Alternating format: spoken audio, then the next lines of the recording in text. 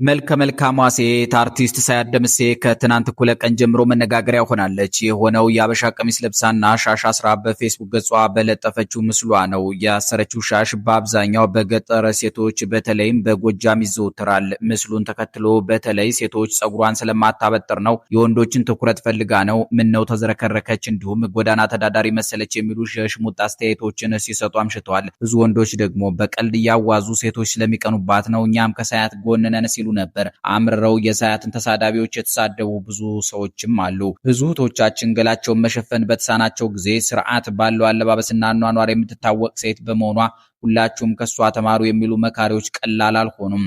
አንድ በፌስቡክ በሳያት ላይ ስለተከፈተ የፌስቡክ ጦርነት ሐሳባቸውን ያጋሩ ሰው በነገራችን ላይ እንደ ሳያት ደምሴ የምትጠላ ሙድ የሚያዝባት ብዙዎች ሊያሸማቅቋት የተሞከረባት ሴት የለችም። ሳያት ደምሴ ሬዲዮ ላይ ደረሰብኝ ባለችው የመደፈር ታሪክ ብዙዎች ሙድ ሲይዙባት ሲያላግጡባት የነበረች ሴት ነች።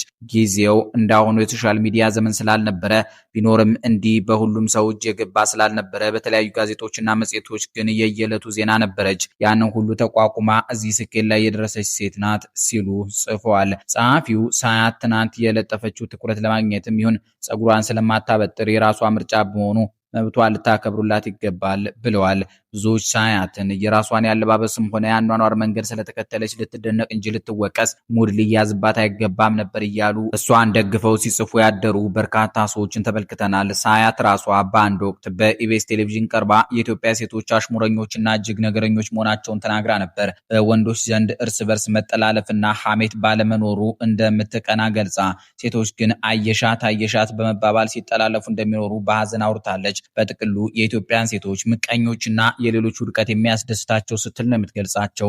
ሳያት ደምሴ ልጆቿ አዱገነት በሚሏት በአዲስ አበባ ተወልዳ አድጋለች። አባቷ ከአክሱም ጽዮን መገኛ ትግራይ፣ እናቷ ደግሞ ከገነት ምድር ጎጃም የሚመዘዝ ማንነትን ይዘው እሷን ወልደዋታል። ይህም ከሁለት እንቁ ማህበረሰብ መወለዷ በሙዚቃዋ ላይ የተለያዩ ባህላዊ ውበቶችን እንድታንጸባርቅ አግዟታል። ቆንጆይቱ ሳያት ከታናሽነቷ ጀምሮ የሙዚቃ ፍቅር ስታሳይ ያድጋለች። ያኔም በግልጽ ድምጿ በስሜታዊ አቀራረቧና ዘመናዊውን ከባህላዊ ያዋሃደ ዘይቤ በመፍጠር በቻሏ ታላቅ ሴት እንድትባል አድርሷታል። በንጹህ ገጿና ልቧን በኢትዮጵያ ወንዶች ዘንድ በፍጥነት ተወዳጅነት አግኝታለች። ከሁሉም በላይ ሳያት ደምሴ የ2004 ዓ.ም ሚስ ኢትዮጵያ አሸናፊ ናት። ዘፈኖቿ የፍቅር ታሪኮችን፣ የህይወት ተግዳሮቶችን፣ የሴቶች ኃይልንና ማህበራዊ ጉዳዮችን በጠጣር ቃላት ይገልጣሉ። ሳያት ደምሴ በሬዲዮ በቴሌቪዥንና በዲጂታል መድረኮች የተወደዱ ሲንግሎችን በማቅረብ በኢትዮጵያ ዘመናዊ ሙዚቃ መድረክ ላይ ጠንካራ ስፍራ ያገኘች ናት። ሳያት ከሙዚቃ በተጨማሪ የአማላይ ተዋናይት ናት። እረኛዬ በተሰኘው ተወዳጅ ድራማ ውስጥ የበግ እረኛ ሆና በመተወን በዘርፉ የተዋጣላት ሴት መሆኗን አስመስክራለች። ሳያት በማህበራዊ ጉዳዮች ተሳትፎ ላይ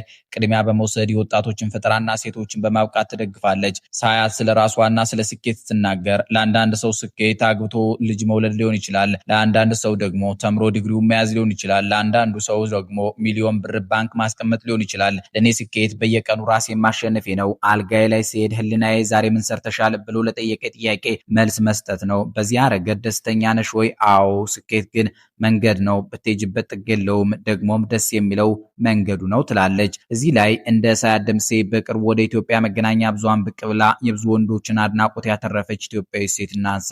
ኬኔሳ ሙሉነ ትባላለች። ኬኔሳ ሙሉነ በድሬዳዋ ተወልዳ በኔዘርላንድስ ያደገች ኢትዮጵያዊት ቢሊዮነር ናት። ድንጋይ ሳይቀር መሸጥ እችላለሁ በማለት የላቀ የማርኬቲንግ ክህሎት እንዳላት ትናገራለች። ገና በ12 ዓመቷ ከሕክምና ጋር የተገናኘ ተቋም መስርታ በ1 ሚሊዮን ዩሮ በመሸጥ ነበር ወደ ሀብት መንገድ የዘለቀችው። ከዚያ በመቀጠል በአልባሳት፣ በስፖርት፣ በዲጂታል የመጫወቻ መተግበሪያ ማበልጸግና መሰል ስራዎች በመሳተፍ በርካታ ገንዘብ ሰርታለች። በአሁኑ ጊዜም በተለያዩ ሀገራት የንግድ ማዕከላት እንዳላት ትናገራለች። ኬኔሳ በፓኪስታን ፋብሪካ ያላት ሲሆን በዱባይም ሌላ ትልቅ ንግድ አላት። ከኔዘርላንድስ ተወላጅ ባሏም 3 ልጆች ወልዳለች። ኬኔሳ ባሌን ያገባሁት ባለው ኢንተለጀንስ ተማርኬ ነው ትላለች። ኬኔሳ የአበባ ክምር ለሴት የሚሰጥ አፈቀርኩሽ ሞትኩልሽ የሚል ወንድ እንደማትወድ ስታወራ ሰምተናል። በ40 ዓመቴ ስራ ማቆም ፈልጋለሁ የምትለው ኬኔሳ በዚህ ጊዜ የሚፈልገውን ሁሉ አሳክቻለሁ ነው የምትለው። ስለ ልጅነቷ ጊዜ ያወራችው መነሻ አድርገን እድሜዋ 35 አካባቢ እንደሚሆን ገምተናል። በአሁኑ ጊዜ ዋና መኖሪያዋን ባደገችበት ኔዘርላንድስ በማድረግ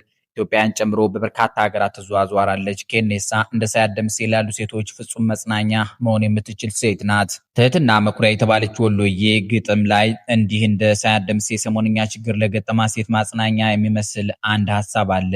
አጃይብ ነው ሁሉ ብላሽ ግሩም ቅኔ ወርቅ ለባሽ ሴት እያሉ አሽሞንሙኖ አደናብሮ ጽንስ አምክኖ ሰርግ ናፍቆ ቀብረ መክረም እናት አቅፎ ሴትን መርገም እያለ ይቀጥላል። ብዙ ነገሮችን ለየት ባለ መነጽር የሚያየው የሐኪም ዳዊት ወንድማገኝ ያለመኖር የሚል ሸጋ መጽሐፍ ደግሞ ስለ ጾታ ጉዳዮች ብዙ ለማለት ሞክሯል። በመጽሐፉ ውስጥ በዋና ገጸ ባህሪነት ሐሳብ እያነሳ የሚጥለው ደስታ የተባለው ሰው ሰብለ የምትባል ውዱ ወንድ አይደለም እንደ ብላ ስጠይቀው ወንድነቴን በጉልበት መለካት አልወድም እያለ ከነ ምክንያቱ ያስረዳታል። ያቺው የደስታ ፍቅረኛ ሴቶች ነፃ የምንወጣው ከራሳችን ነው፣ ራሳችንን ነው አስረን የምንኖረው ያናድደኛል ትላለች። ወዳጇ ደስታ በምላሹ አንዲትን ሴት የተወለደችበትና ለመኖር የተዘጋጀላት ዓለም የሚኖራትንና የማይኖራትን ነፃነት ይወስነዋል ብሎ ይሞግታታል። እንደገና የደስታ ፍቅረኛ ትመለስና ደላሎች ሁሉ የሴት መኪና ለሴት የምትሆን ምናምን ሲሉ ያናድደኛል። ትንሽ ነገር ሁሉ የሴትና ለሴት ነው ያለው ማን ነው የሚል ጥያቄ ስጠይቀው አስተዋዩ ደስታ ኑሮ ነዋ በማለት በፈገግታ ይመልስላታል። እንደ እውነቱ የኢትዮጵያ ሴቶች በማህበረሰቡ ውስጥ ይሰጣቸው የነበረ ቦታ ከዓለም ሁሉ የተሻለ እንጂ የሚያኮራም እንጂ እንደሚገመተው ኋላ ቀር አይደለም። አለቃ ታዬ የኢትዮጵያ ታሪክ ብለው በከተቡት መጽሐፋቸው ከንግስተ ሳባ እስከ ንጉስ ባዜን ከነገሱት 68 ነገስታት መካከል ቢያንስ 7ቱ ሴቶች እንደነበሩ ያበስሩናል። እንደሚታወቀው ንግስተ ሳባ ለሸክም ያስቸገረ መክሊት ወርቋን በበረሃው መርከብ የኢትዮጵያ ግመል ጭና ከጥበበኛው የኢየሩሳሌም ንጉስ ሶሎሞን ቤተመንግስት በመገኘት ከዚያ እግዚአብሔር ከፍ ከፍ ያደረገው ሰው ዘንድ ጥበብና የቀጣዩ ዘመን የኢትዮጵያ ንጉስ አጼ ምኒልክ አንደኛን ይዛ ትመልሳለች። ከሷ በኋላ ኢየሱስ ክርስቶስ እስኪወለድ ህንደኬ በሚል የስም መነሻ 6 እንስት ነገስታት ሀገራቸውን በክብር መርተው ያለፉ ሲሆን በተለይ ኒካንታ ህንደኬ በሚል ስም ዘውድ የደፋች ኢትዮጵያዊት ንግስት ዛሬ ከአሜሪካ በብስር ተሸጉጣ አካኪ ዘራፍ የምትልብንን ግብፅን በቁጥጥሯ ስር አድርጋ የላዕላይ ግብፅ ንግስት ለአሞን የምትሰግድ የአሞን ታላቂቱ ካህን ተብላ ነግሳ በሁሉም ዘንድ እንደተፈራች ከ10 ዓመታት ስልጣን በኋላ ቲሃርቃ የተባለውን ንጉስ ተክታልፋለች። እንደመታደል ሆኖ ታሪክ ለኢትዮጵያ ያደላል። ለመጥፎ ነገር ብትጠቀመውም በታላቅ የአሸናፊነት ግርማ አድናቂ ያላጣችውን ዮዲት ጉዲትን ጨምሮ ጎንደርን ከባሏ ጤ በካፋ ተቀብላ የመራቻት እቴጌ ምንትዋብ እንዲሁም ንግስተ ነገስታት ዘውዲቱ በኢትዮጵያ የክብር ዙፋን ላይ ተቀምጠው ሲገዙ ኖረዋል። የነግራኛ አህመድ ሚስት ባቲ ድሎምበሬ የአጤ ዘርዓ ያዕቆብ የሃዲያ ተወላጅ ምሽትና በቤተ መንግስት መቤትነት ከፍ ያለች ሴት የነበረችው ንግስት እሌኒ የተንከራታችው ንጉስ ልብነ ድንግል ደፋር ውሃ አጣጭና አገር መሪ እቴጌ ሰብለ ወንጌል የኮሶ ሻጭ ልጅ ተብሎ ቅስሙ ለሚንኳሰሰው ቋረኛው ካሳ አጤ ቴዎድሮስ ተነስታ ጠቅብላ ያጀግነችው እቴጌ ተዋበች እንዲሁም አባዳኛው ንጉስ ምኒልክን ያበረታችው ባድዋ ተራሮች 3000 ጦሯን የመራችው ጣሊያንን በመቀሌ ከተማ ውሃ ያስባለችው ኢትዮጵያዊት ሴት እቴጌ ጣይቱ ከአላፍ እንስት የአገር ዋልታዎች መካከል ምሰሶች ናቸው።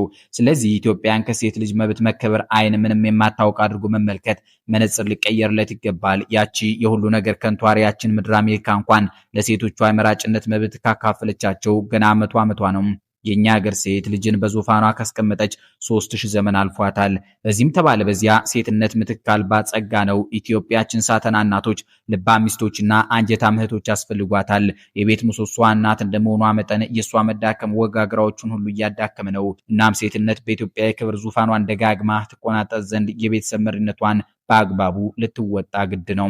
ሌላው የሀገራችንም ሆነ የምድራችን የዋናት ቢስማሙበትና ቢሆኑት የሚፈውሳቸው የእርስ በርስ መከባበር ነው። ስንቷ ሴት ናት ከንስት ጓደኛዋ ጋር አንድን ወንድ ለማግኘት የምትደፍር? ስንቷስ ናት ከሔዋን ባልንጀራዋ ጋር የምትከባበር? ታዋቂው የፍልስፍና ጽሑፎች ባለቤት ኦሾ ሕያውነት በሚል ማለፊያ መጽሐፍ ውስጥ ሴቶች እርስ በርሳቸው መተባበር ስላልቻሉ ነው እስካሁን ነፃ ያልወጡት ብሎ የሚተቻቸው እነሱ ሊተጋገዙ ይገባል። ሳያት ደምሴ ላይ በዚህ ሰሞን ያደረጉት ነገር የዚያ ለመተባበራቸው ጥሩ ምሳሌ ነው። ጤና ይስጥልን።